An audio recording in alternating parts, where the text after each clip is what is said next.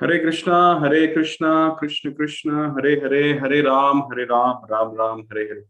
So I'm very, very happy to welcome you back again in the what we can say is level 2 of Mantra of Life. We call it Gita Made Easy.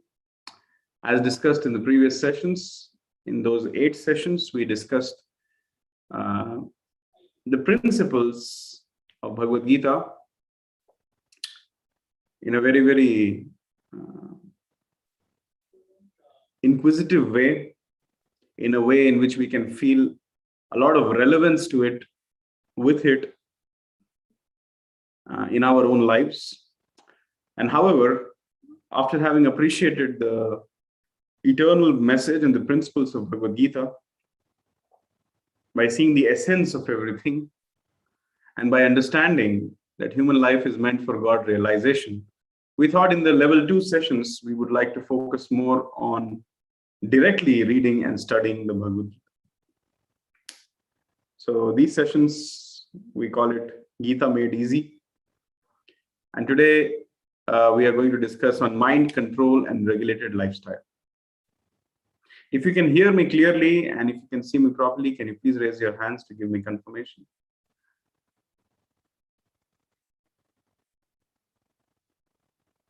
Thank you. Is there anybody here who is joining for the first time today? Can you again lower your hands and raise it again? If there is anybody who is joining for the first time, I don't think so.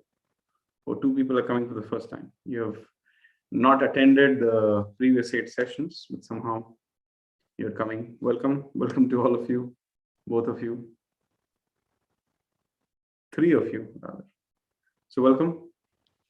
Let's hope that you'll be able to catch up and you'll be able to go through the discussion and grow through the discussion. So I will start today's presentation by doing Kirtan, and I'm going to share my screen. That's what we had been doing in the Mantra of Life also.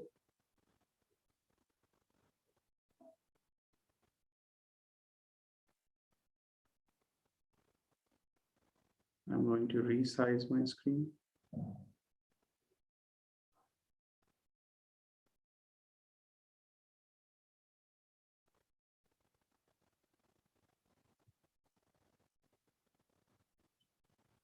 Yes, I hope that you are able to see my screen properly. So let's start with, I'm showing on my screen, we have been chanting these pranam mantras in the previous sessions also. But now I thought we'll put it on the screen and chant it together. Namo Vishnu Padaya Krishna Pristhaya Bhutale Srimate Bhaktivedanta Swamin Niti Namine Namo Vishnu Padaya Krishna Pristhaya Bhutale Srimate Bhaktivedanta Swamin Niti Namine Namaste Saraswate Deve Gauravani Pracharine Nirvishesha Shunyavadi Pachacha Deshatarine Namaste Saraswate Deve Gauravani Pracharine Nirvishesha Shunyavadi Pachacha Deshatarine Jai Shri Krishna Chaitanya Prabhu Nityananda Shri Advaita Gadadhar Srivasadi Gaura Bhakta Vrinda Jai Shri Krishna Chaitanya Prabhu Nityananda Shri Advaita Gadadhar Srivasadi Gaura Bhakta Vrinda. Hare Krishna, Hare Krishna, Krishna Krishna, Hare Hare, Hare Rama, Hare Rama, Rama Rama, Hare Hare, Hare Krishna, Hare Krishna, Krishna Krishna, Hare Hare, Hare Rama, Hare Rama, Rama Rama, Hare Hare. Jaya Radha Madhava Kunja Bihari, Gopijan Vallabha Giridhari, Yashodanandana Braja Janaranjana, Yamuna Tira Vanachari. Hare Krishna, Krishna Krishna, Hare Hare, Hare Ram, Ram Ram, Hare Hare, Hare Krishna, Krishna Krishna, Hare Hare, Hare Ram, Ram Ram, Hare Hare. Yug Dharma Harinam Sankirtan Yajna ki Jai. Srimad Bhagavad Gita ki Jai.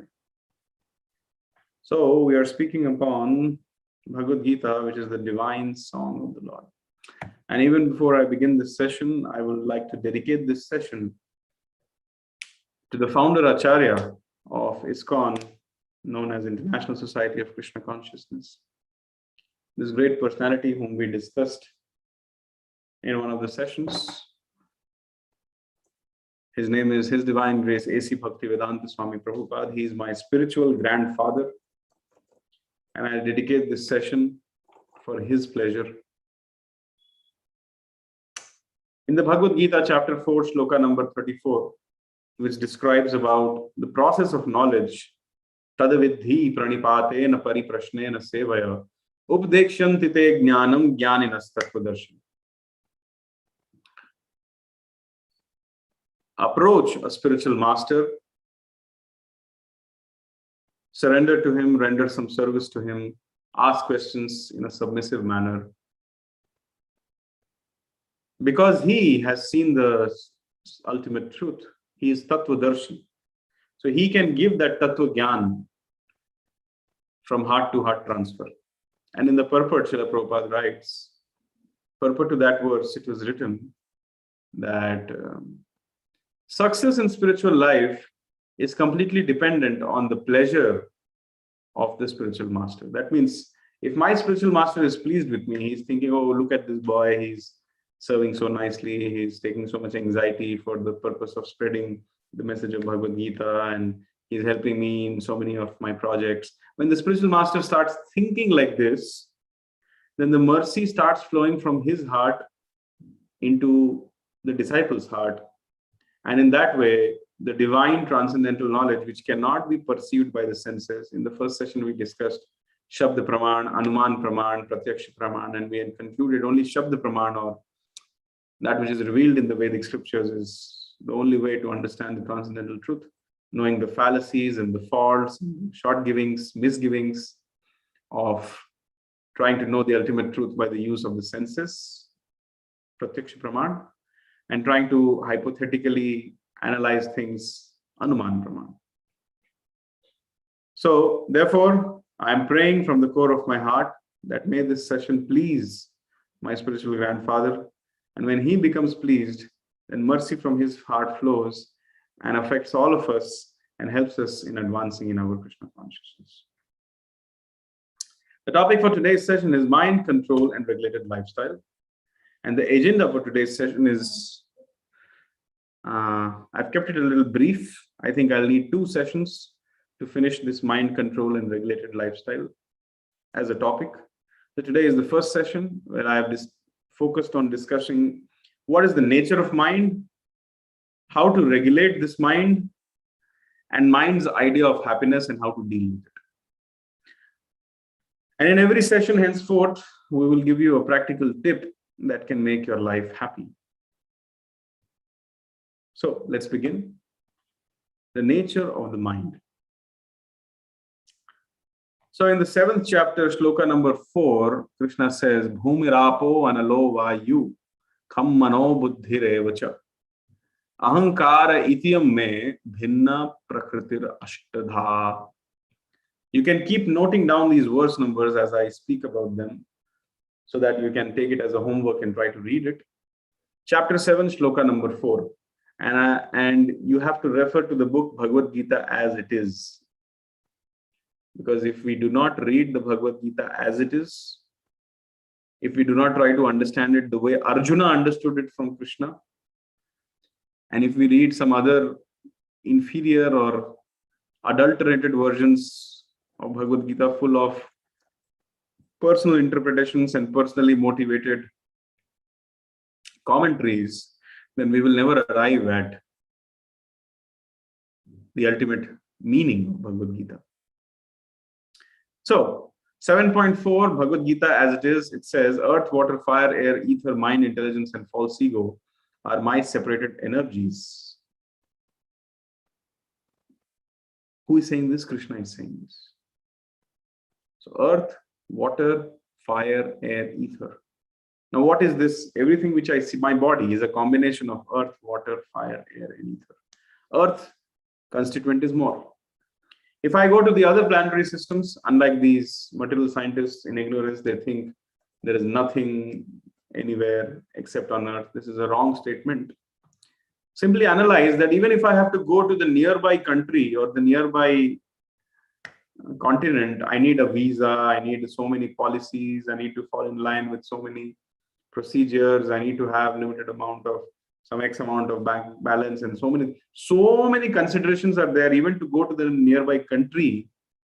How is it possible that one can simply enter another planet just by building a Sputnik? Do you think this is common sense?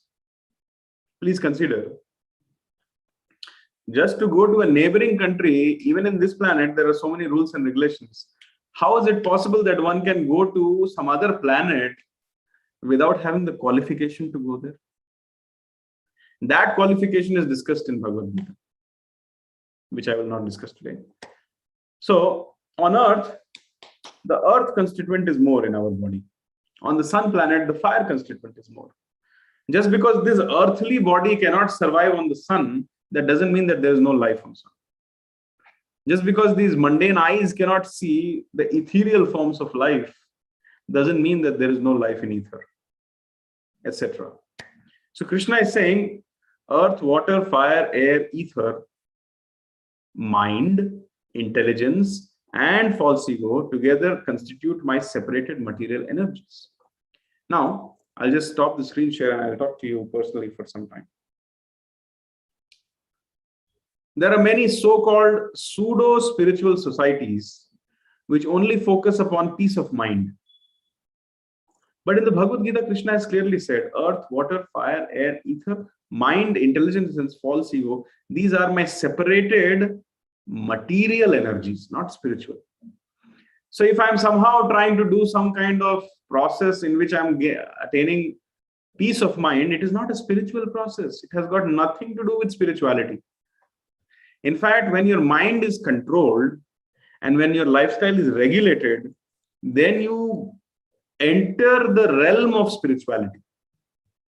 So if there is any so-called spiritual organization which is telling you that do this meditation, do this XYZ, do this Sudarshan Kriya, do this meditation, do this blah, blah, blah, and then you'll get peace of mind and then that is spiritual life. No, sorry, sir. Spirituality has got to do with the spirit soul. The science of this transmigration of the spirit soul, the eternal constitutional nature of the spirit soul, the relationship between the soul and the super soul, this is spiritual life. And not mind control is a precursor to spiritual life. So please don't think that if somehow or the other I am getting some peace of mind by doing something, then that is spiritual. No. Peace of mind not necessarily symbolizes or denotes spirituality. Peace of mind and regulated lifestyle, they are precursors to spirituality. So we are hoping to start our spiritual life. So therefore, I thought that the first important session is mind control and regulated lifestyle. There are many, many verses in the Bhagavad Gita. On Thursdays, I conduct a Hindi session. In that, I gave a series of talks where I started with the nature, introduction to mind and senses, which we are doing today. Then I talked about the nature of the mind and the senses. Then I talked about the necessity of controlling the mind and senses. Then I talked about the process of controlling the mind and senses. And finally, I highlighted the results of controlling the mind and senses. And everything was from Bhagavad Gita. So there is enough information, provided you read the Bhagavad Gita as it is, written by Srila Prabhupada under the guidance of a devotee of Krishna. Please understand, if you do not become a devotee of Krishna, if you do not accept Krishna as the Supreme Personality of Godhead, and if you are not having non-envious, or if you are, until unless you don't have a non-envious and a relationship with Krishna and a friendly sentiment towards Krishna in a way in which you want to serve him, even if you read the Bhagavad Gita 50,000 times, you will not understand ABCD of Bhagavad Gita. Sa evayam maya tedya yoga prokta puratanaha bhakto si me sakha cheti rahasyam hetaduttam. Krishna says in the Bhagavad Gita that this science, transcendental knowledge, this transcendental science, Bhagavad Gita is a science, is revealed only to, what is the qualification? Bhakto si me sakha cheti. Has to be only to my devotees, and only those who have a non-envious, friendly sentiment to serve Krishna. Otherwise, rahasyam hi etaduttamam. There are so many people who are writing their own versions of Bhagavad Gita. There is something called as My Gita, there is something called as Living Gita, there is something called as ABCD Gita, XYZ Gita, blah, blah, blah, Corporate Gita, WhatsApp Gita. Many people have studied Bhagavad Gita only on WhatsApp. They don't know what is there in Bhagavad Gita. So Bhagavad Gita can only be learned in disciplic succession. Bhagavad Gita chapter 4, sloka number 1, Krishna says, Evam param para praptam imam rajarshayo viduhu. So there are so many things. So in a nutshell, I'm just explaining you that Bhagavad Gita can be learned only under the guidance of a devotee of Krishna, and somebody has accepted Krishna as the Supreme Lord and has a non-envious mentality towards Krishna. Otherwise, you go on reading 50,000 times, nothing you will understand, sir, and neither you will be able to apply anything in your life ever. The same lust, the same greed, the same anger, the same illusion, the same enviousness, the same attachments, the same false ego, and one will be rotting in this material world. Punarapi janamam, punarapi maranam, punah punah charavita chavanam. Chewing the same thing which has been chewed again and again in various lifetimes. It will continue.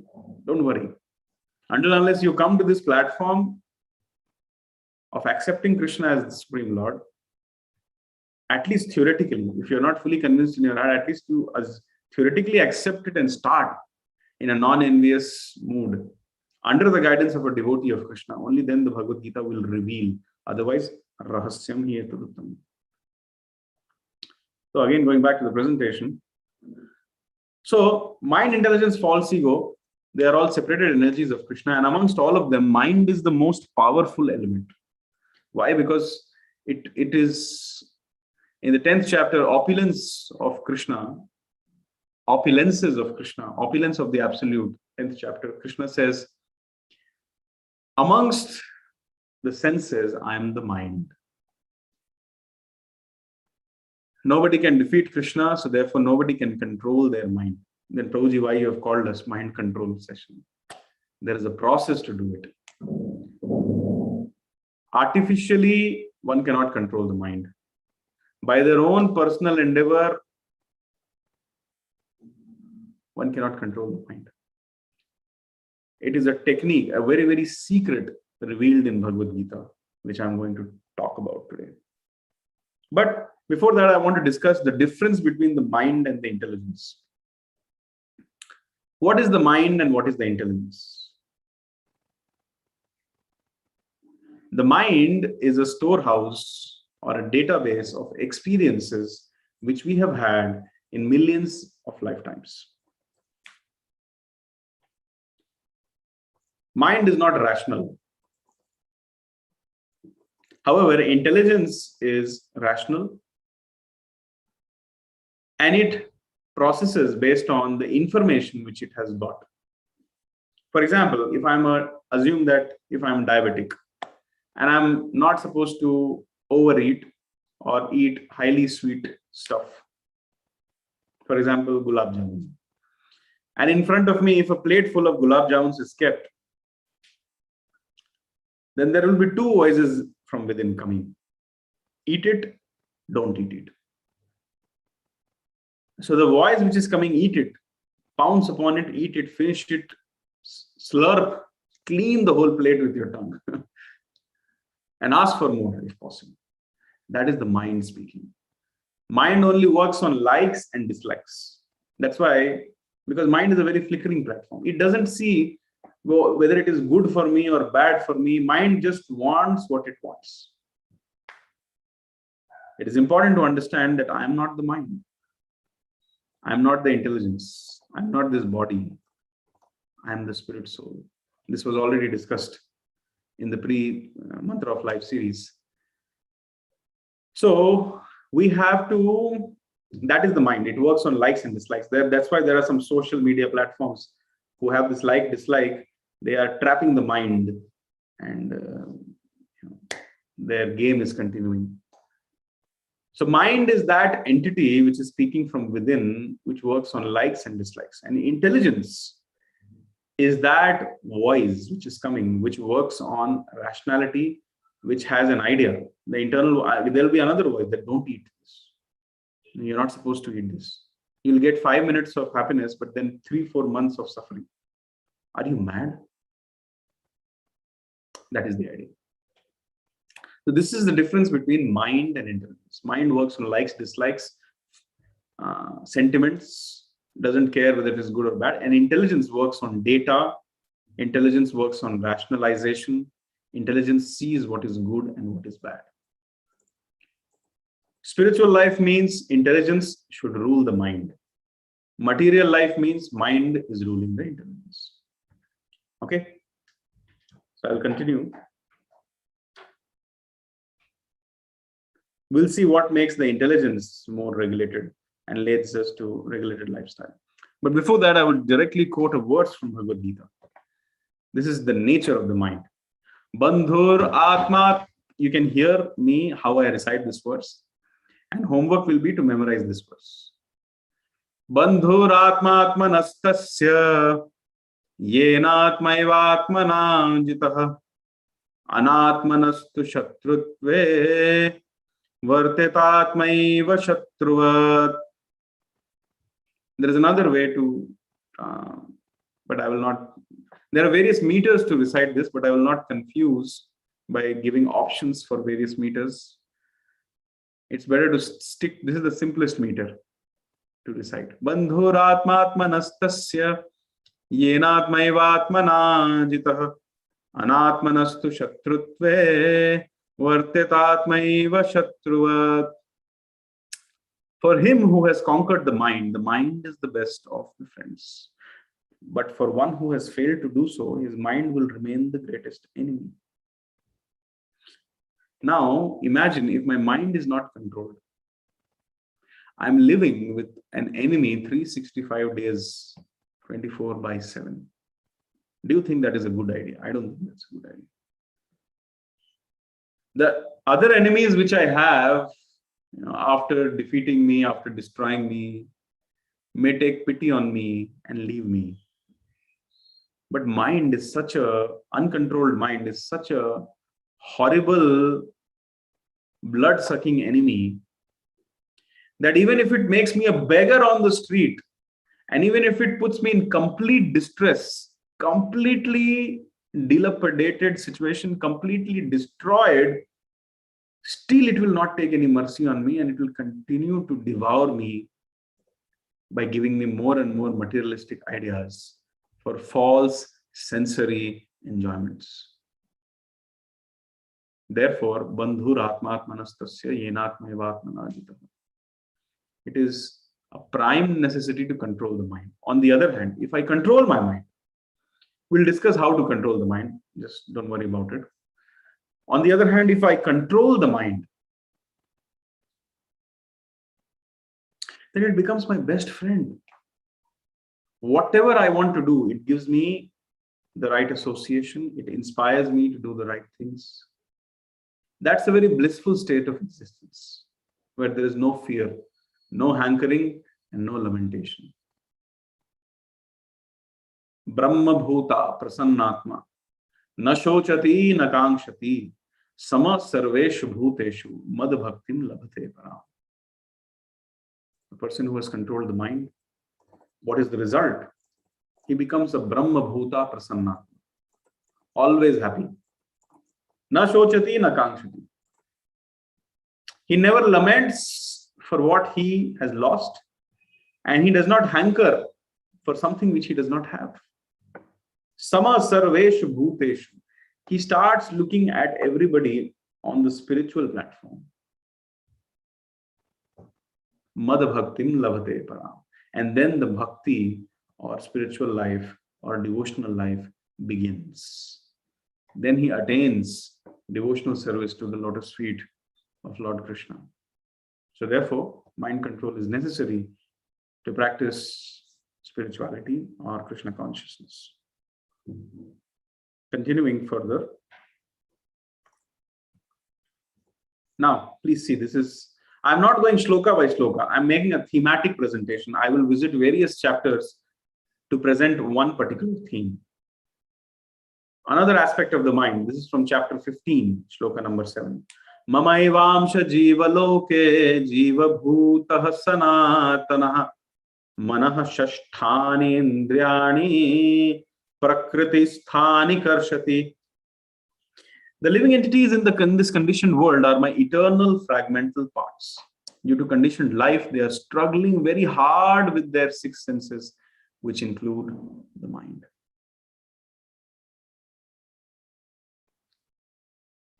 Point to be noted, Krishna is saying, Mamai Vamsha Jiva Loke. Jiva Bhutah Sanatan. The living entities in this conditioned world are my eternal fragmental parts. And they are struggling very hard with the senses, which include the mind. This means we are not our mind. We are part and parcel of Krishna. We are the spirit soul. He is the super soul, and we are the fragmental, infinitesimal spiritual sparks. And we belong to him. We are his amshas. We are part and parcel of Krishna. Mamai Vamsha Jiva. Krishna is saying, Mamai Vamsha. How much Krishna loves us. We have given up that relationship with him, and we have come to this material world, but he comes and gives the Bhagavad Gita so that we can revive that lost happiness, rekindle that lost relationship, and go back home, back to Godhead by chanting Hare Krishna, Krishna Krishna, Hare Hare, Hare Ram, Ram Ram, Hare Hare. So the mind is framed. Why does Krishna use the word conditioned world? Struggling, because there are conditionings on the mind. The mind is conditioned, or rather framed, to like and dislike few things. For example, I'll give you a example. There are some societies where drinking is considered absolutely normal. It's a custom. In fact, if someone doesn't drink, nobody associates with them or nobody becomes their friend. In the Europe, I will not name that country, but I know there. I've been there. Okay, what's harm in speaking? Germany is that country. So the culture of Germany primarily is beer and barbecue. And if you do not engage in this beer and barbecue culture, barbecue means take an animal, burn it, if possible alive, best if it is a cow. We discussed in the Mantra of Life series that these 4 pillars of sinful life are meat eating, gambling, illicit sex life, and intoxication. Meat eating means meat, fish, and eggs. Intoxication means beer and all those other liquor intoxicants. Illicit sex life means any sex life which is beyond marriage, before marriage, or extramarital, things like that. And gambling means, trying to engage in gambling. That's very simple. So these are the 4 sinful pillars, 4 pillars of sinful life. And in all religions, they agree that these 4 things are the source of degradation of the pure spirit soul. So the culture in some countries is beer and barbecue. And if somebody doesn't do this, they are not considered normal. I've been there, I've experienced it. And they just basically boycott him from the society. Arey, he does not drink beer, he does not do barbecue.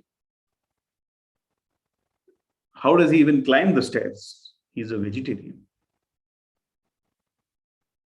Who will make friends with a vegetarian? Like that, they used to say. So, so in some places, drinking this beer and eating barbecue is considered very normal.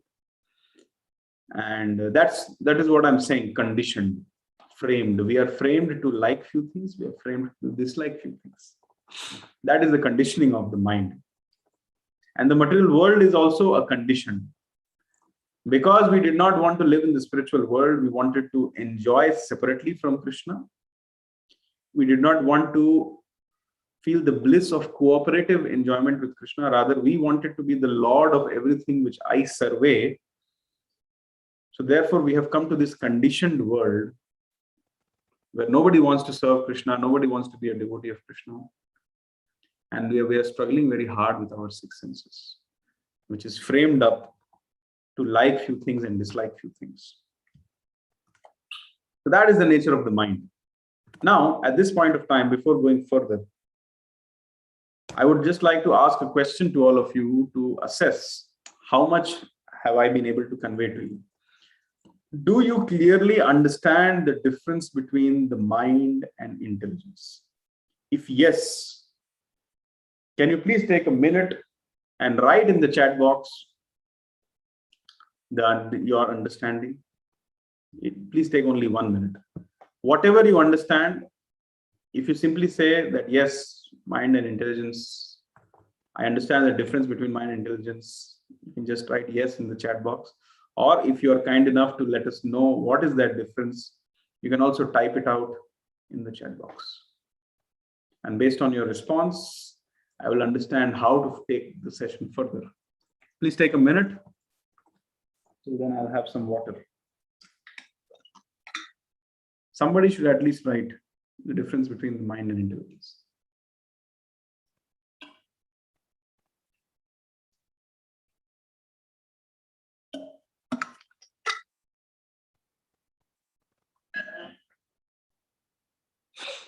Okay.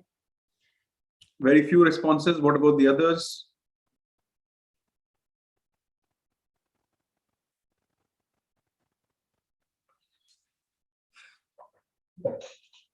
Okay, some responses which have come is mind is just like a data house stored from time after time, actually birth after birth, doesn't check what is good and bad. Intelligence decides or works on rationality, what is good and bad. Yes, that's the exact definition. Another answer which has come is mind works on like and dislike, and intelligence is rational thinking. Aditya Ramesh is saying mind works on likes and dislikes, while intelligence works rationality. Yes. So I think those who have answered, they have understood. Those who have not answered can learn from what is mentioned in the chat.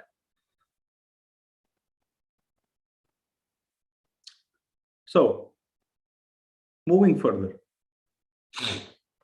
Another way to understand how the mind works. We are discussing the nature of the mind. Now, most of you have been in this situation where you are moving with a trolley in the mall, and you're seeing various things, and you end up buying those things which you didn't plan to buy also. This concept is called as operations research model for ordering of a mall. For example, if someone wants to buy bread and butter, then they will keep the bread in one corner and they will keep the butter in the other corner. They'll not keep the bread and butter together. So they will force the customer to walk through the aisle and see all these other items which are between the bread and butter.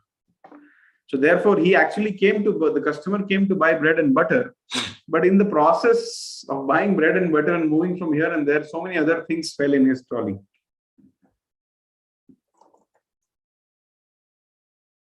And the consumerist economy thinks that this is very nice. In fact,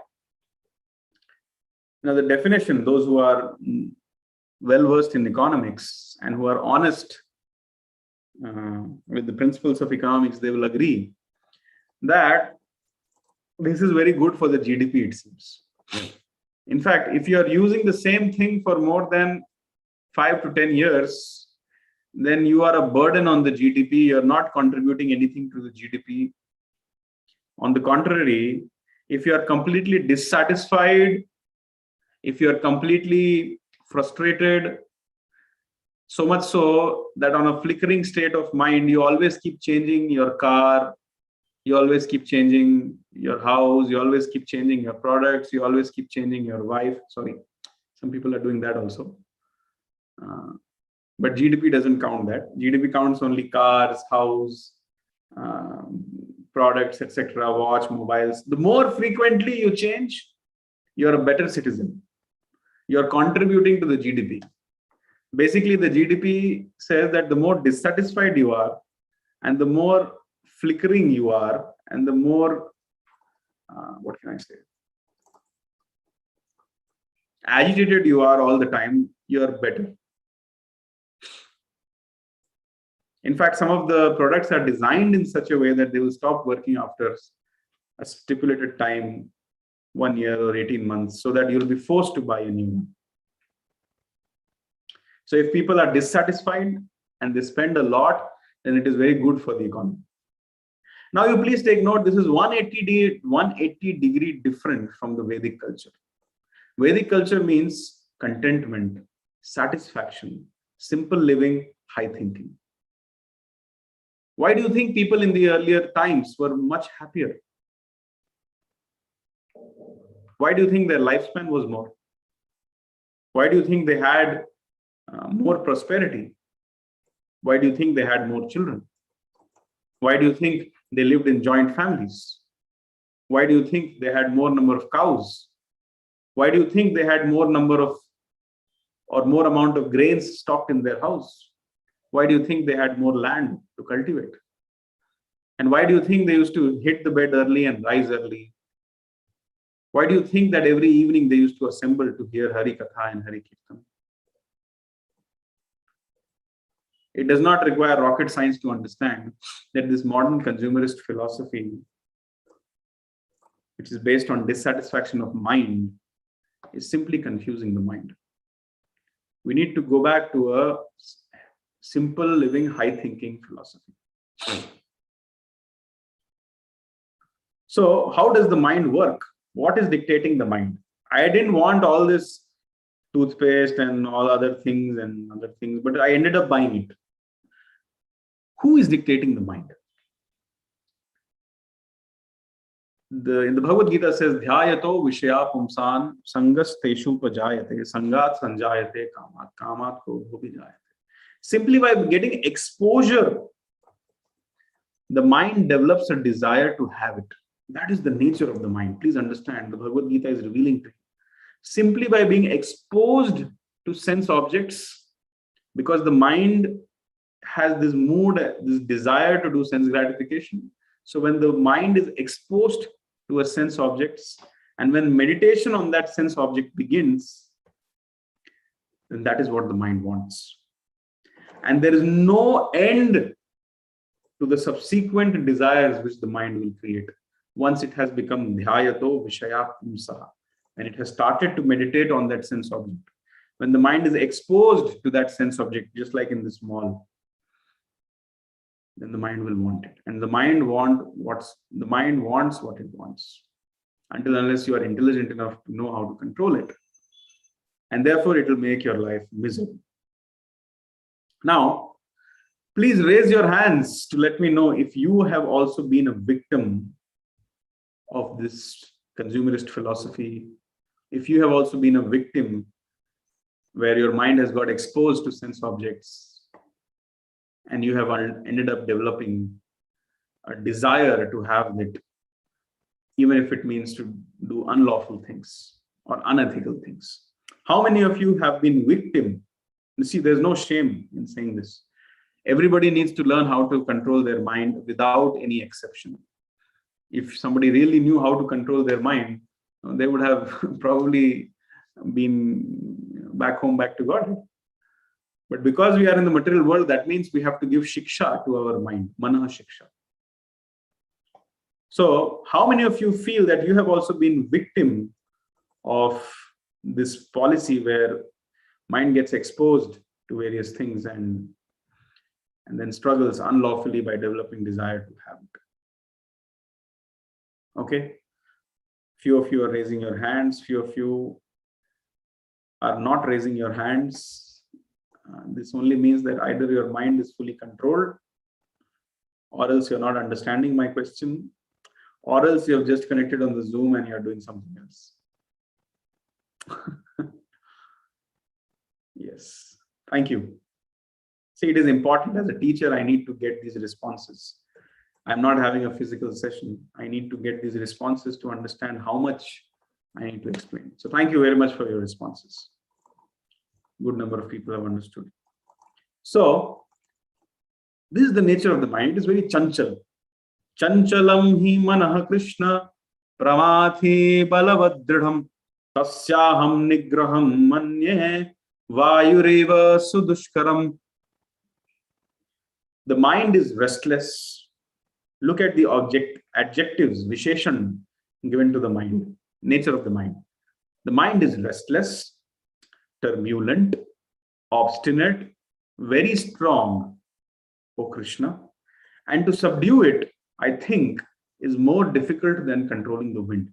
Who is saying this? Arjuna is saying this to Krishna.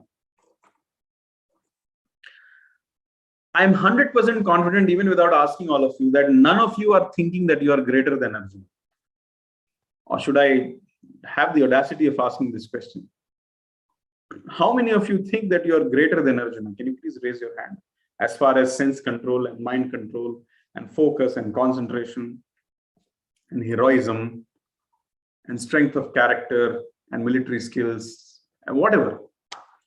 Any aspect of life, how many of you think you are better than Arjuna? Can you please raise your hand and tell me? Nobody is raising hand. And Arjuna is saying that I need to control my mind, Krishna. Arjuna is saying that, my dear Lord, if you ask me to control the raging wind in this battlefield, if you ask me to control the movement of air, I can do that. But if you ask me to control my mind, I'm sorry. It's very difficult for me. Who is saying this? Arjuna is saying this. Now, please understand who is Arjuna. He's not an ordinary person. We know the great pastimes of Arjuna in the Draupadi Swayamvar, how he hit the target. Even when he went to the heavenly planets, he was approached by Urvashi. Now, Urvashi is a heavenly damsel. Those who think that they are very beautiful, or those who think that they have seen beauty, let me remind you that the beauty in this material world, actually heavenly planets are also material world. Real beauty is there in spiritual world. But even comparison to the earthly planet and the heavenly planets, The amount of the ability to do sense gratification is higher in the heavenly planets. That is why some materially motivated, less intelligent people, their aim of life is to go to Swarga. They don't know that going to Swarga by doing pious activities is just like going on a holiday trip. Ultimately, you have to always return from a holiday. So similarly, the Bhagavad Gita says, Shine punya martya lok tam vishante. When the pious credits which take the heavenly planetary systems expire, you will be thrown back again in this material world on the earth planet. After all, you are always there in the material world. However, as far as the lifestyle concerned in earthly planetary systems, heavenly planetary systems is thousands of times better. Similarly, the beauty is thousands of times better in the heavenly planetary systems. And Arjuna was a man who was acquainted to the beauty of the earthly planetary system, and he was encountered by a beauty of the heavenly planetary system. It is something which I couldn't have imagined. Urvashi approached him, and she wanted to unite with him. But Arjuna was so sense controlled, so much control he had on his mind. He said, no, I won't do that.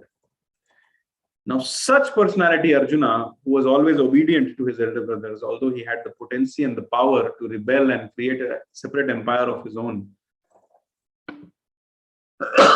he had won so many swayamvars, so many competitions, and he was sense controlled enough to say no to heavenly damsels like Urvashi. Such kind of a mind controlled and sense controlled person is saying that difficult to control the mind. So what to speak of Kali Yuga products like you and me? Now again, I will take a poll. Now, how many of you feel honestly that there is an urgent necessity to control the mind? If you feel yes, that there is an urgent need to control the mind, can you please raise your hands and confirm?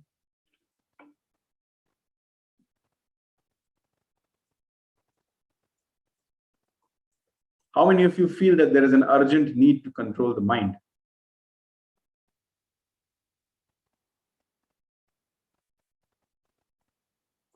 Those who are raising their hand, I'm assuming that they will be more responsive for the next 15-20 minutes of this session. Those who feel that, okay, there's no need to control the mind, what can be said? Either they are fully mind controlled, or else they have not understood the question, or else they are not active in this session. Thank you. You can lower your hands, please. Moving on.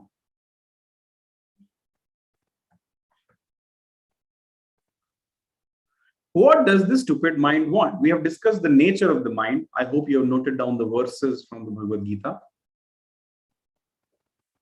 Now, what does the stupid mind want? Before I start discussing this, can we take some public opinion? Can you just write it in the chat box? What does this stupid mind want? Keep it generic, but please let us know in the chat box. What does the stupid mind want? Whatever you think, you need not be right or wrong. It is just to see what is the pulse of the audience. Mohan is saying sense enjoyment. Mamta Mohan is saying mind want what it likes. Kunal Mewade is saying sense gratification. I must say we have erudite audience today. Mind wants to be controller, relaxation. Balaji Mohan is telling anything and everything. Any other answers? Especially from those people who are attending for the first time today. What do you think the stupid mind wants?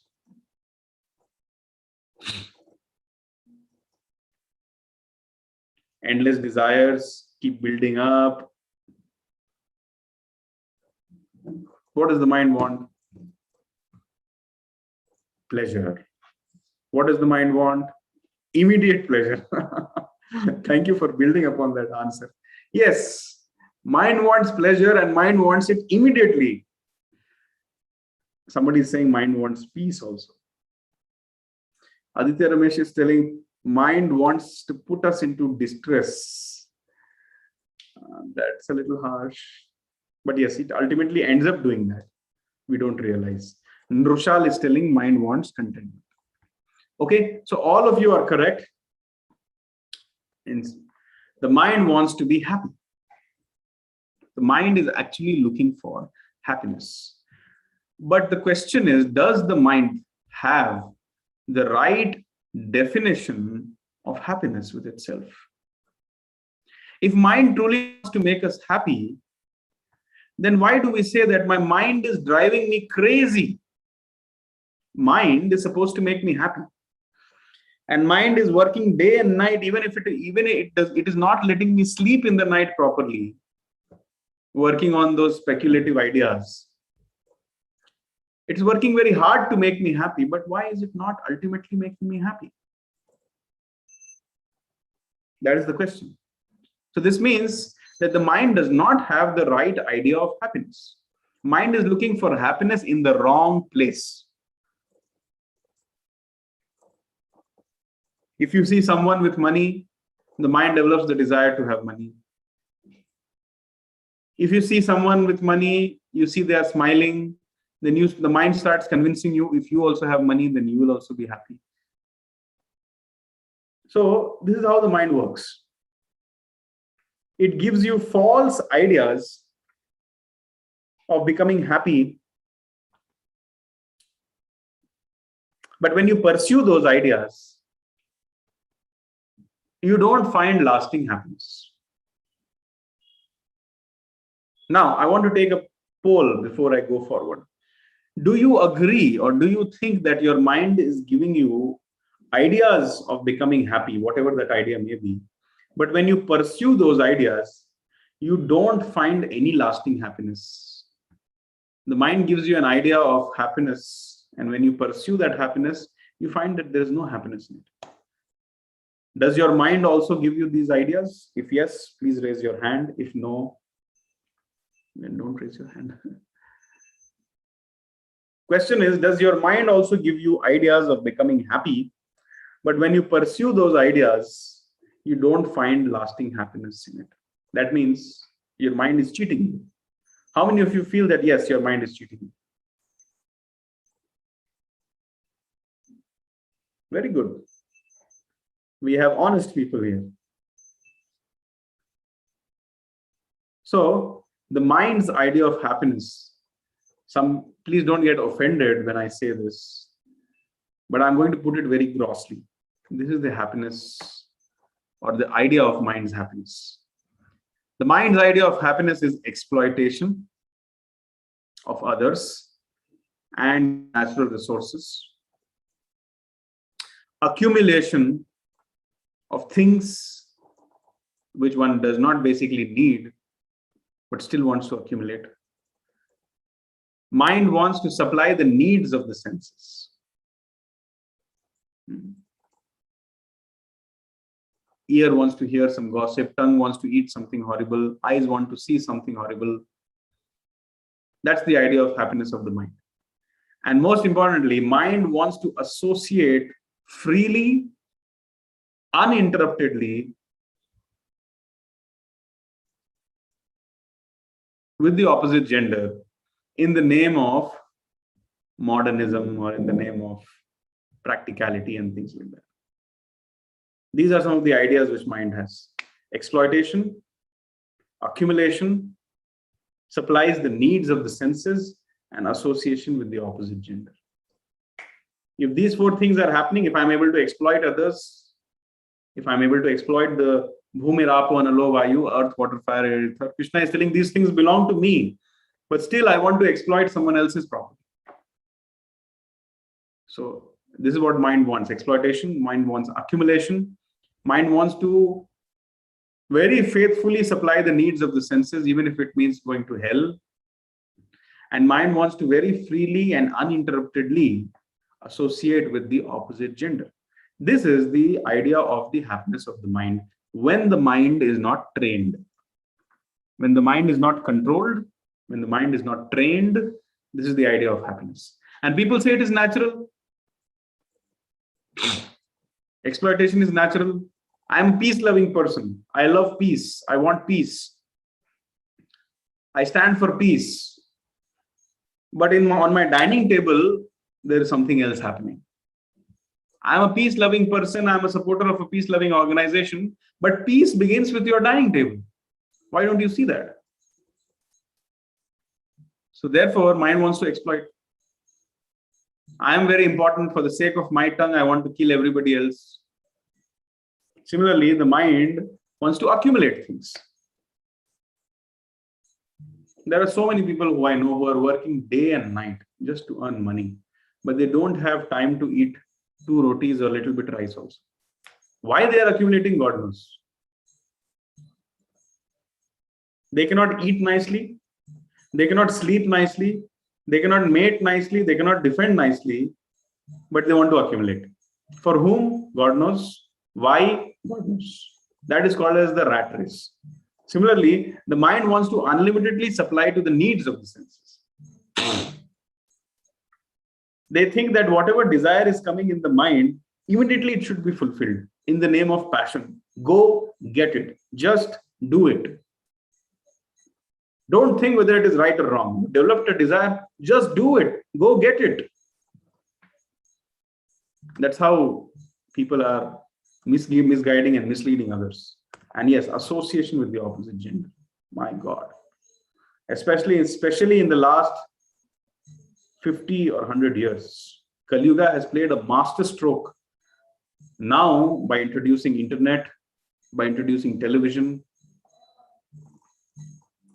the social media platforms, people have gone crazy in the association of opposite gender. Just like in the pig society, the pig which is the fattest, the pig which eats the largest amount of stool, and the pig which completely does not discriminate between mother, sister, and daughter will be considered as the biggest hero pig. Similarly, our society has become a pig society. The most uncultured person, the most unethical person, the most immoral person, the person with most number of illicit relationships will be considered as a hero. These are the ideals these days. And we are seeing it happening. Day and night, I keep getting calls for counseling where they keep discussing such things.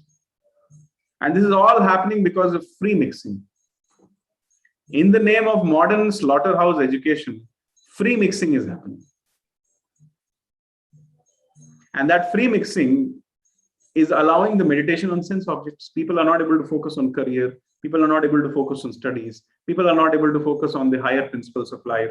People are not able to understand the higher meaning of happiness. They just think that this association with the opposite gender is the purpose of life.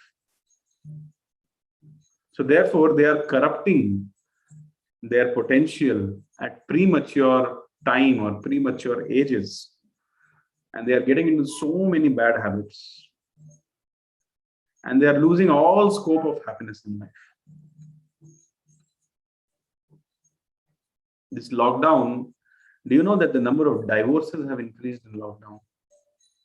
That means husband and wife also cannot tolerate each other. That's why we say that in Kali Yuga, if a husband and wife only can stay together for one lifetime, we should give them a gold medal. That is the situation of the society these days.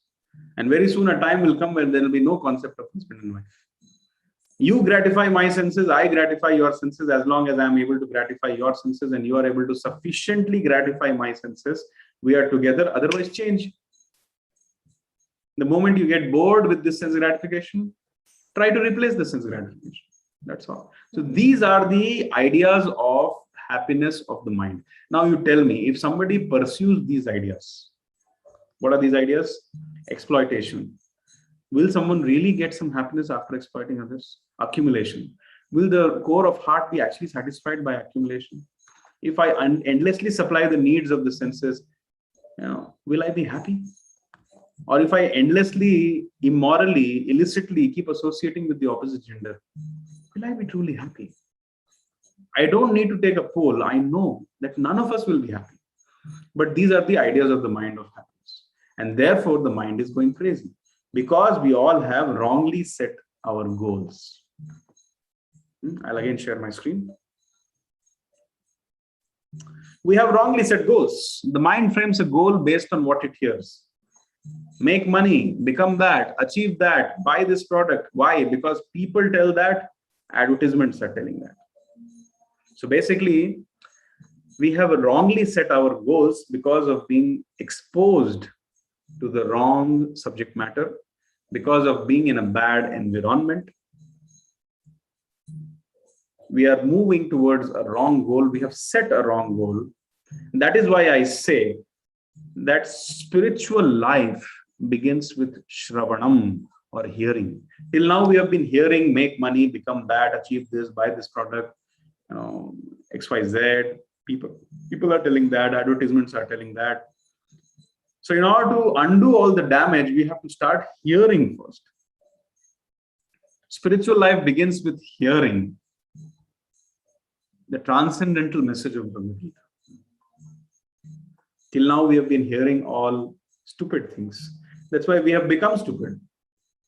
Artificially, we are claiming on our Facebook profiles or WhatsApp status that this is the best day of my life, the best year of my life. But spiritually, I am starving from within. I'm simply struggling to keep myself happy. And I have misconstrued notions of happiness, and simply I'm showing off that I'm happy. But internally, I'm starving spiritually. This is the situation of many people. 99.99%. Let me be honest.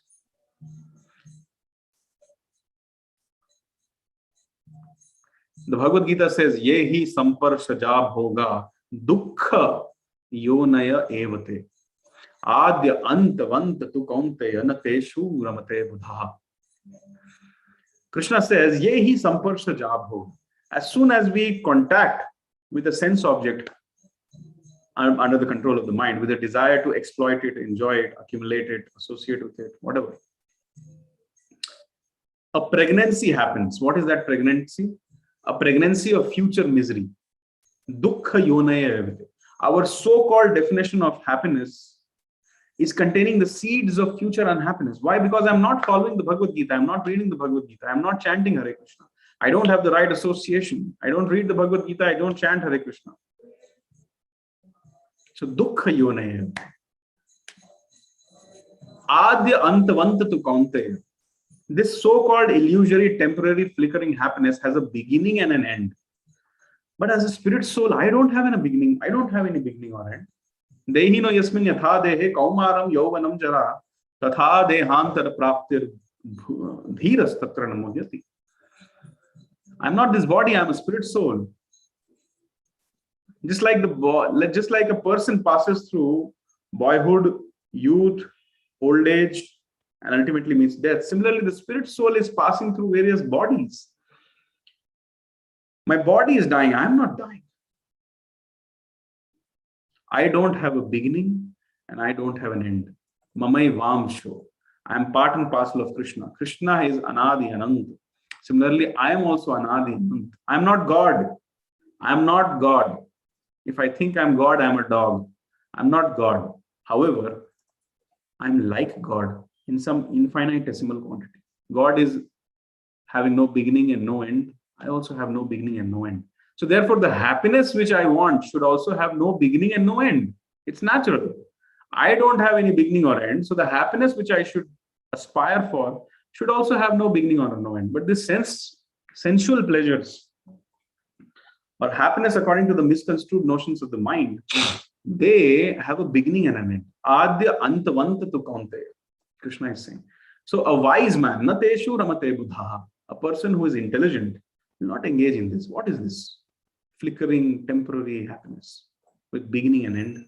I'm a spirit soul.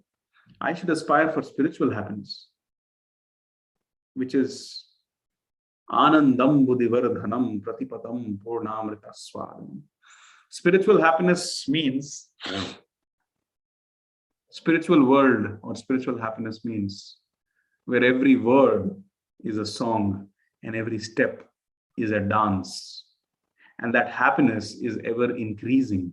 And this happiness which I'm experiencing as a devotee of Krishna does not have the seeds of future unhappiness also. It is uncontaminated bliss. This is the knowledge of Bhagavad Gita, and this is only possible if we control our mind and use it in the service of Krishna. So I already covered this shloka. Ye hi samparshajab hoga dukkha yonaya evate adya antavanta tu kaunteya nate shuramate buddha. An intelligent person does not take part in the sources of misery which are due to the contact with material senses. O son of Kunti, such pleasures have a beginning and an end, so the wise man does not delight in them. So basically, we need intelligence. We just can't be a servant of the mind. Mind wants to be happy, but unfortunately, mind is like a child. It doesn't know how to be happy. However, intelligence is required to guide the mind. And my intelligence should be strong enough to control the mind. And how to make the intelligence strong? Intelligence can become strong by reading the scriptures like the Bhagavad Gita as it is, the Srimad Bhagavatam, etc. So we have to make the intelligence strong so that it can control the mind. Somehow, presently the mind has become master. Now, I'll give you a hierarchy. I'm saying that intelligence has to control the mind. Someone may argue, why not the mind control the intelligence? Krishna says that. He says, Indriyani paranyahur indriyebhyah param manah manasastu para buddher yo buddhe paratastu saha. The working senses are superior to dull matter. Mind is higher than the senses. Intelligence is still higher than the mind, and he, the spirit soul, is even higher than the intelligence. So this is the hierarchy. So when I say that the intelligence has to control the mind, I'm just saying that put things back in the normal order. Right now it is in the abnormal order where the mind is controlling the intelligence. But the natural normal order is that intelligence should be empowered enough with the Bhagavad Gita, and the intelligence should control the mind. The dull matter should be controlled by the mind. The mind should be controlled, and the senses should be controlled by the mind. Okay, the dull matter has to be interacted using the senses. The senses should be controlled by the mind. The mind should be controlled by the intelligence, and the intelligence should be controlled by the soul. Now I'll refer to something. People may say, oh, Prabhuji, aap to sirf Bhagavad Gita se bolte hain. But no, I have references from other scriptures also. This is Katha Upanishad. I'll skip the verse recitation. It says, the individual is the passenger in the car of the material body, and the intelligence is the driver. Mind is the driving instrument, and the senses are the horses. The self, thus the enjoyer or the sufferer in the association of mind and senses. So is understood by the great thinkers. I'll take 1 minute to make you understand this. Hope you're able to see my laser pointer. You see these 5 horses. They represent our 5 knowledge acquiring senses: the tongue, the touch, the ear, the nose, and the eyes. All these 5 horses, you see, they have different colors. Therefore, that means they have different nature. And they all want to go in their own direction. The eye wants to see something horrible. The nose wants to smell something horrible. The ear wants to hear some unnecessary gossip. The hand wants to do something. The tongue wants to do something. So they are all moving towards their own sense objects. They don't have any common sense object. The rope which is connected to these horses is the mind. So the senses are directly connected to the mind. If the senses are not controlled, the mind will also not be controlled. However, the person holding these ropes is the intelligence. So intelligence has to be strong enough, expert enough to know how to control the ropes. And when the ropes are controlled, naturally these horses, wild horses or the wild senses will also be controlled. On the contrary, if this charioteer is not strong enough, expert enough, then the chariot will meet with an accident. And the owner of this chariot is compared to the human body, and the owner is the spirit soul. So the owner, the ideal situation is that the owner is ordering, take me to this place, and the intelligence is listening. The charioteer is listening and controlling the horses and going to that place. But presently the situation is the senses are mad, the mind is in charge, the charioteer or the intelligence is weak, and the soul is just waiting to meet with an accident. This is called as the functional document of the human body. Therefore, I again and again keep saying that mind has to be controlled by the intelligence. And how to control the intelligence, or how to make our intelligence strong so that it can control the mind, that is possible by reading the scriptures like the Bhagavad Gita. Intelligence should dictate the mind, and the mind should not dictate the intelligence. So with this, we come to an end of today's session. As I promised, we'll give you a practical tip of the day. The practical tip of the day is hear from the right source. Spiritual life begins with Shravanam, hearing. So one has to hear and make the right goals in life. The goal of life is to come out of the cycle of birth and death. Understand that birth, death, old age, and disease are the real problems of life. Defeat these problems in this one life and go back home, back to Godhead. That is the goal of life. So hear it, aspire for it. Don't think that becoming beautiful will make you happy. Don't think that becoming rich will make you happy. Don't think that becoming famous will make you happy. Don't think that having a lot of social influence and strength will make you happy. Don't think that all these things will make you happy. The only thing which will give you happiness is to understand that you're a spirit soul, and when you try to rekindle that or revive that lost relationship with Krishna or the Supreme Soul, only that will give you happiness. So hear the right subject matter. Spiritual life begins with Shravanam. Read the Bhagavad Gita as it is. Chant the Hare Krishna Mahamantra. Follow the 4 regulative principles. That is, no meat eating, no gambling, no illicit sex, and no intoxication. Let not the ever demanding and ever dissatisfied mind ruin you. Engage your mind in the service of Krishna and the devotees of Krishna and become peaceful. This is the last principle which I have just said here, is the Samam Bonam, or the Brahmastra, or the Ramban to control the mind. Krishna says, mind is my separated material energy. That means mind belongs to Krishna. And if we use it in the service of Krishna, how to use it, I will explain in the next session. But this is the key, the link. This is what you should look for in the next session. How to use my mind in the service of Krishna and the devotees of Krishna. And how will that make me peaceful? This is the key to the next session. Now, I will reveal to you, or I will tell you something which I have not told till now. This is from Srimad Bhagavatam, 12th canto, chapter 5, chapter 3, shloka 52. Krityadhyayato Vishnum Tretayam Yajato Makhaihi Dvapare Paricharyayam Kalau Tadhari Kirtanat. Whatever result was obtained in Satyuga by meditating on Vishnu, in Treta Yuga by performing sacrifices, and in Dwapar Yuga by serving the Lord's lotus feet, can be obtained in Kali Yuga simply by chanting the Hare Krishna Maha Mantra. You'll be surprised to know that in different ages, people have different lifespans. Human history or human society can remember the history of only last 2000 years. More than that, it does not have the capacity to remember. So therefore, such history is recorded in the Puranas and in the Vedic literature. Because by the word of mouth, the human society cannot remember anything which is more than 1500 or 2000 years old. Therefore, in some places where you go, they'll only tell you history of last 1500 years. Before that, if you ask, they'll say people were naked and running around like cats and dogs. But that's not the reality.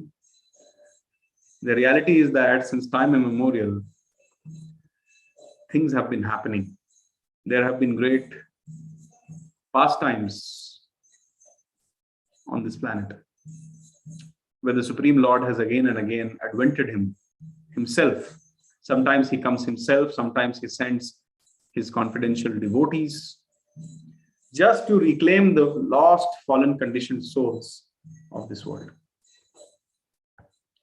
So the point which I'm trying to make here is, you may believe or you may not believe, but the scriptures say that the lifespan of people in Satyuga, where everybody was strictly following no meat eating, no gambling, no illicit sex, no intoxication,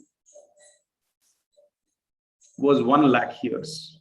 That's why we hear that Valmiki meditated for 60,000 years to get the enlightenment enough to write Sri Ramayana. So in that yuga, because the lifespan is so much, so the process of God realization or self-realization was tapasya or meditation. It takes minimum 2,000 years to kickstart the tapasya. But still there are some false propaganda yoga studios who call you to do tapasya, meditation. You go and sleep there, and after that engage in sense gratification. So the yuga dharma of Satyuga was meditation. In Treta Yuga, the next yuga, contaminations came in, so therefore the lifespan reduced. 1 lakh by 10. So in Treta Yuga, people used to live for 10,000 years, average. So no one can do meditation now because you require minimum 40, 50,000 years to perfect it. So the Yuga Dharma became sacrifices, yagyas. Kritya dhyayato Vishnum tretayam yajato makhihi. Doing elaborate sacrifices. People these days also, they do some puja at home. But if you really read the description of sacrifices, one will understand it is not possible for anybody to do such sacrifices. Still, cheating propensity is there, so it's going on. But actually, nobody can do a sacrifice in Kali Yuga because you don't have those kind of priests who can light the fire without matchstick simply by the chanting of mantras. You don't have those kind of ingredients, that much ghee, those many ingredients which have been accumulated by money which has been earned very honestly and piously without causing harm to others. It's not possible in Kali Yuga. So later on, after Treta Yuga came Dwapar. So lifespan reduced 10,000 by 10, 1,000 years. We have accounts in Mahabharata where Bhishma was living for 600 years and things like that. So when the lifespan is only 1,000 years, you can't do, we have mentioned in Srimad Bhagavatam that some sacrifices used to last for 1,000 plus years. So if the lifespan is only 1,000 years, how can you do sacrifice? So in Treta, Dwapar Yuga, the Yuga Dharma for God realization or self-realization was temple construction and deity worship.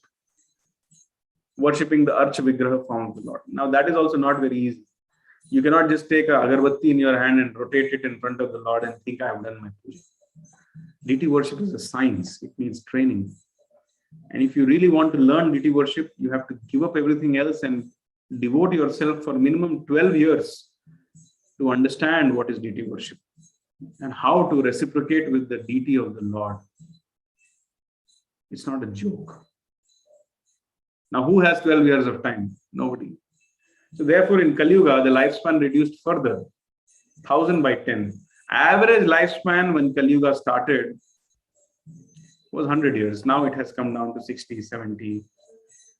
And the Bhagavatam says that in future, the average lifespan of people in Kali Yuga will be 20 years. Can you imagine? What experiences will they have? The Bhagavatam states that in future, anybody who will be 20 years old will be considered as a great old man. So you can imagine how degraded the situation will become in future. But the Bhagavatam says, Kritya dhyayato Vishnum tretayam yajato makhaihi dvapare paricharyayam kalautadhari ketana. Whatever result was obtained in Satyuga by meditating for thousands of years, whatever result was obtained in Treta Yuga by doing elaborate sacrifices, yagyas, ritualistic performances, whatever advantages or whatever achievements, results I was getting by doing elaborate temple construction and elaborate deity worship in Dwapar Yuga, the same result I will get in my short span of 60, 70, 80 years simply by chanting Hare Krishna, Krishna Krishna, Hare Hare, Hare Ram, Ram Ram. So therefore, the Yuga Dharma of Kali Yuga is chanting the Hare Krishna Mahamantra. If somebody asks you, what is the most prime method of God realization, self-realization? Your answer should be Kirtaniya Sada Harihi or Kalau Tad Hari Kirtanat. Chanting of the Hare Krishna Mahamantra. Kali Santaran Upanishad says, Hare Krishna, Krishna Krishna, Hare Hare, Hare Ram, Ram Ram, Hare Hare. Iti Shod Shakam Nama Kali Kalmasha Nashanam Nata Parataropaya Sarva Vedeshu Drishyate. It says Hare Krishna, Krishna Krishna, Hare Hare, Hare Ram, Ram Ram, Hare Hare. These 16 names composed of the 32 syllables are the only means to counteract the evil effects of Kali Yuga. In all the Vedas, it is seen that to cross this ocean of nescience, there is no alternative to chanting of the holy name. As your teacher, I can tell you, if you read the Bhagavad Gita in Kali Yuga, but if you do not chant the Hare Krishna Mahamantra, your knowledge of Bhagavad Gita will also not help you. So japa or chanting of the Hare Krishna Mahamantra minimum 108 times, like Hare Krishna, Krishna Krishna, Hare Hare, Hare Ram, Ram Ram, Hare Hare. This is once. Next, Hare Krishna, Krishna Krishna, Hare Hare, Hare Ram, Ram, Hare Hare, Hare Krishna, Krishna Krishna, Hare Hare, Hare Ram, Ram, Hare, like this. It takes 7 to 8 minutes. If you can give 7 to 8 minutes to yourself and to Krishna every day, then you can counteract the evil effects of Kali Yuga. What are those? Meat eating, gambling, illicit sex, intoxication, and the mind will take complete shelter at the lotus feet of Krishna. We have heard wrong things, and the mind has become agitated. Wrongly set goals. When we hear the sound vibration of this Hare Krishna Mahamantra, it will put back the mind in its original position, and it will become your friend, not your enemy. So, with that, we conclude today's session. But however, I would like to give a homework, as I had said. The homework is, please learn the Bhagavad Gita shloka number 6.6. We will share a quiz with you, which will help you to revise what we have learned today. Please answer that quiz positively. We are very happy to accommodate those students who answered the quiz, and we encourage everybody to answer the quiz. We are doing a mantra meditation circle where we create a facility or an opportunity, because the mind always keeps dragging one away from spiritual life. However, in the association of like-minded devotees, it becomes easier to chant Hare Krishna. So there is a facility where everybody can join 6 a.m., latest by 6 a.m. in the morning. We start at 5:15 or 5:30 only. 6 a.m. somebody comes and gives a short talk on the glories of chanting Hare Krishna. So you can join that session. You see so many people from different walks of life, they're joining and they're chanting Hare Krishna. Please have bath daily. There are some people whom I know or whom I've interacted. That's why I put this formally in the session. They don't have bath only, Baba. Please have bath daily. And while putting water on your head, you say Ganga, Ganga, Ganga, this word 3 times. Or if possible, have bath in the holy river. If not possible, then say Ganga. Ganga has come from the lotus feet of Lord Krishna. So it has the dust of the lotus feet of Lord Krishna. And when you put that dust on your head, your fortune starts rising. Chant at least 1 or 2 rounds. If you are really serious, chant minimum 2 rounds of Hare Krishna Mahamantra every day. And read the Bhagavad Gita for 10 minutes every day. This is the homework. Okay? I will share the link of 6.6. I will share the link of the quiz. I will share the link for Mantra Meditation Circle. I can't do anything if you don't have bath daily, chanting Ganga, Ganga, Ganga. In the later stages, I recommend students to chant the Bhagavad Gita shlokas while having bath. That's very purifying. And then, this is the must. Chanting 2 rounds of Hare Krishna Mahamantra every day, this is must. If you're not doing this, If you sit for 50,000 sessions like this, nothing is going to change. The lust, the greed, the anger, the illusion, the enviousness, and the attachments which are residing in the heart from time immemorial, life after life, they will not leave us. However, if you start doing this one single activity, chanting 2 rounds of Hare Krishna Mahamantra every day, everything will start falling in its place. You don't need to know the meaning of the mantra. You don't even know. You take this as a challenge. Till now, I have not explained you the meaning of the mantra. Till now, I have not told you in detail who is Krishna. But still, I am confidently throwing this challenge to you. You please do this and see. Just like whether you know whether a medicine is working or not. Simply, if you take a medicine, it works. Similarly, whether you know or whether you don't know, if you chant Hare Krishna, it works. And of course, read the Bhagavad Gita for at least 10 to 15 minutes every day. Okay, on this note, I invite all of you to chant Hare Krishna for some time with me. We recommend everybody to have a bead bag like this. Inside, we put the Japamala. Japamala looks like this. It contains 108 beads. So simply by chanting like this, you can keep on going on the next bead. No need to maintain a track or a count. And this is a very, very simple tool to track how many number of rounds you have done on a daily basis. This is a very, very strong meditation. You put your hand like this in the Japmala and take out your index finger, because we don't want to use index finger. It represents false ego in our japa. And then we chant the Panch Tattva mantra on this head bead.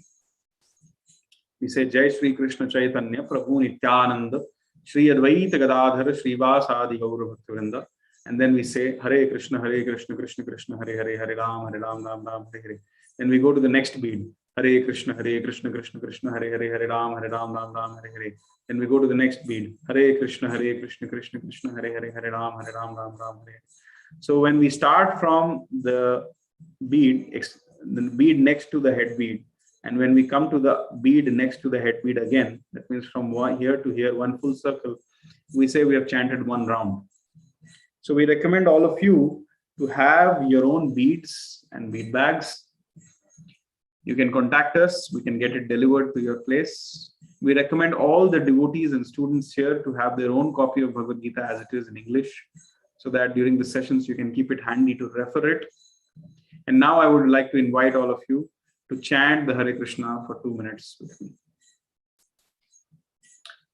Jai Shri Krishna. If you can turn on your videos so that we can see you and know you, who you are. We can appreciate your presence if it is possible.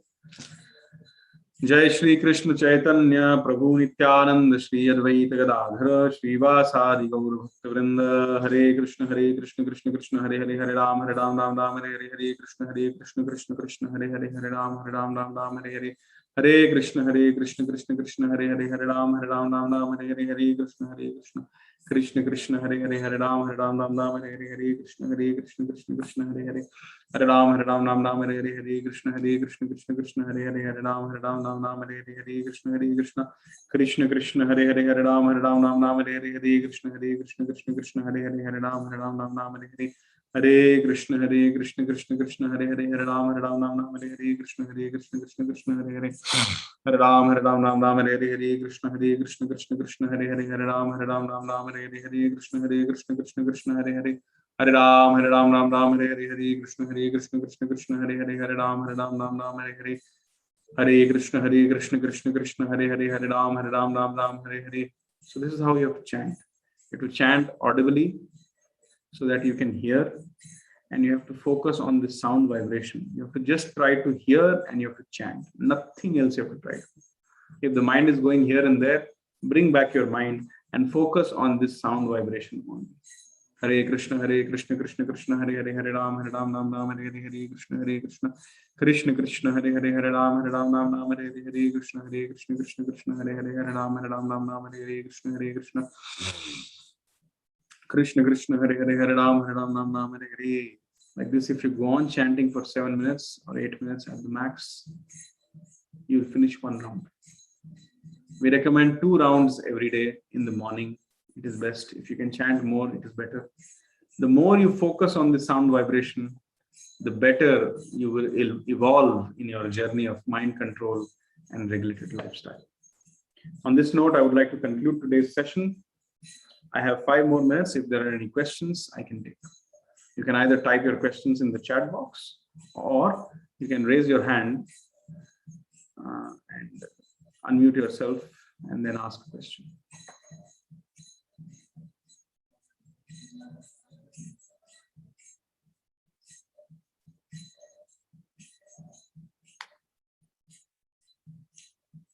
Karthikeyan A has raised his hand. I will request him to unmute himself.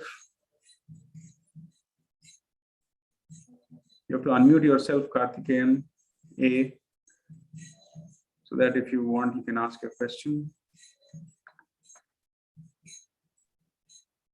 Hello. Hare Krishna, Karthikeyan. Hi, how are you? Hope you are doing good. And, Hare Krishna. Yes, I'm a total drunkard person. First of all, I want to say this. So, like, I'm working in a MNC, and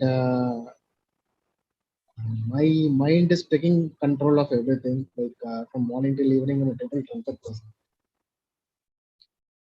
So I'm actually a Brahmin. So, like you are saying, like this Hare Krishna will take the control. So, like Gayatri Jabam, I used to make every day morning, and after that, I'll go for drinks. Yeah. So, what does like Gayatri Jabam and Hare Krishna make sense? That's what I want to know. Like, Hare Krishna Mahamantra is recommended. I will request you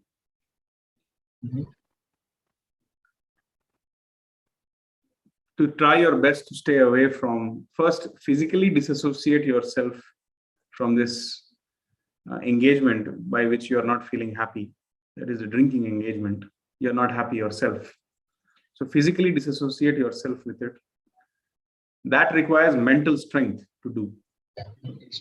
That requires strong intelligence to do. That requires good association.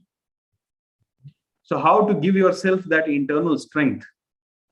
The internal strength comes by chanting Hare Krishna, Krishna Krishna, Hare Hare, Hare Ram, Ram Ram, Hare Hare. You try to do this. You start your day with Gayatri. After your Gayatri, you start chanting Hare Krishna Mahamantra. 1 round, 2 round. When the disease is stronger, the medicine also has to be stronger. So perhaps if you want, you can chant more number of rounds. And while chanting, just try to hear the chanting of the Hare Krishna Mahamantra, nothing else. If your mind is wandering here and there, bring back the mind. Just focus on the chanting of the Hare Krishna Mahamantra.